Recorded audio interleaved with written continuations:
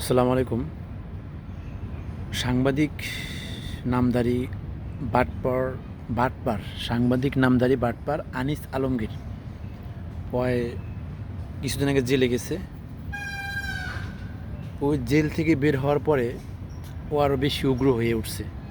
আপনার জেল থেকে বের হয়েই ও জেলে যাওয়ার আগেও বিভিন্ন গণমাধ্যমে ও টক শোতে যাইতো আর বলতো যে জুলাই নিয়ে ওর খুব সমস্যা। আপনি দেখবেন এভাবে ওভাবে জুলাই আর 1971 সাল, হ্যাঁ, ভারত প্রীতি ওর এত বেশি,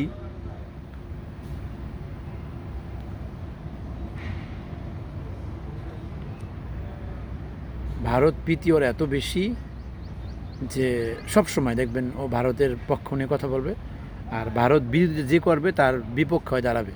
অথচ ওই বাংলাদেশে বসবাস করে।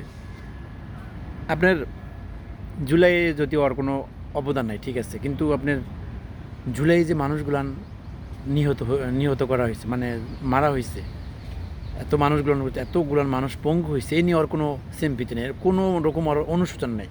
ও সবসময় দেখবেন যে এই জুলাই যোদ্ধা যারা ছিল, জুলাই আন্দোলনে যারা ছিল, সবাইকে নিয়ে কটূক্তি করবে, বিভিন্নভাবে তাদেরকে হেয় প্রতিপন্ন করবে। ওই আছে, তারপর আপনার যে কি ঠাকুর জানি আসছে বিএনপির একজন, তারপর আপনার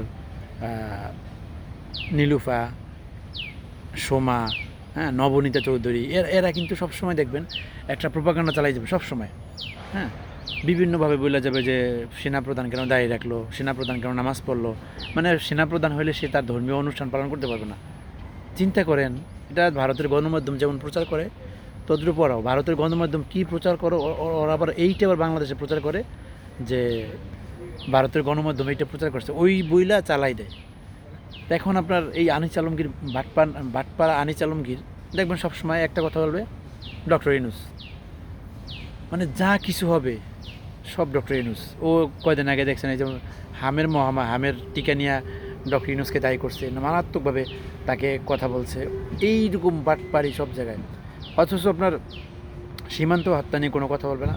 হ্যাঁ, সীমান্তে মাদকের যে চালান ভারত থেকে বাংলাদেশে আসে, এটা নিয়েও কোনো কথা বলবে না। আপনার ধর্ষণ নিয়ে কোনো কথা বলবে না। মানে ওর কথা একটাই, কীভাবে একটা দলের ভারতের পারপাস কীভাবে সার্ভ করা যাবে, এই নিয়ে সারাক্ষণ প্রোপাগান্ডা চালায়।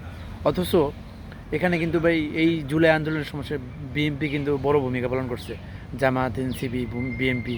অথচ বিএনপি দায় চাপায় জামাতের উপরে, জামাত অথবা বিএনপি দায় চাপায় জামাতের উপরে, জামাত চাপায় বিএনপির উপরে। অথচ এই মাঝখান দিয়ে কিন্তু এই সুবিধাটা ওরা ভোগ করতেছে। অথচ বিএনপির কোনো নেতাকে দেখলাম না যে এই আনিস আলম, হ্যাঁ, কয়েকটা টক শোতে আনিস আলমগীরকে অনেক বলছে। তখন এই ইন্টেরিয়াম গভর্নমেন্ট ছিল, তখন ওই যে যোগাযোগ মন্ত্রী বর্তমান যে রবি, উনি বলছিল। এরপর থেকে অনায়াসে সবসময় জুলাইকে ছোটো করা, জুলাইকে তাচ্ছিল্য করা, বিভিন্ন ইস্যু নিয়ে সবসময় কথা বলবে। ও প্রকাশ্যে বলতেছে যে ব্যারিস্টাররা নাকি ছাগল। অথচ এই টক শো, এই টিভি চ্যানেল তাকে অ্যালাউ করে টক শোতে। ব্যারিস্টারদের সে প্রকাশ্যে মানহানি করে এরকম কথাবার্তা বললো, অথচ কোনো চ্যানেল নিয়ে কোনো কথা বলো না। ওর নামে কি মানহানি মামলা হওয়া উচিত ছিল না?